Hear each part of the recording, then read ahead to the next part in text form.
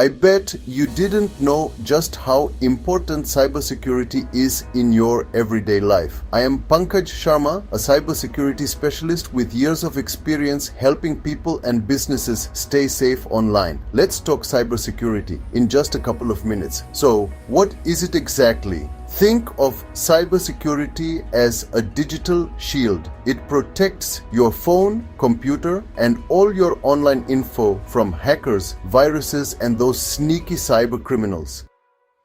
Every time you use the internet, whether it's browsing, shopping, or chatting with friends, you're sending out data. Cybersecurity makes sure that data stays safe and private. It's not just for big companies or tech experts, it's for everyone, including you and me.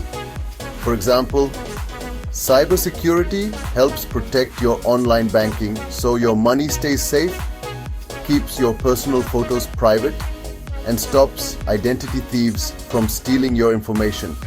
Imagine logging into your bank account, knowing your password and data are protected, or sharing family photos online, confident they won't fall into the wrong hands, or getting an alert if someone tries to use your identity. Cybersecurity is actually a part of information security, which is all about keeping your information safe no matter where it lives.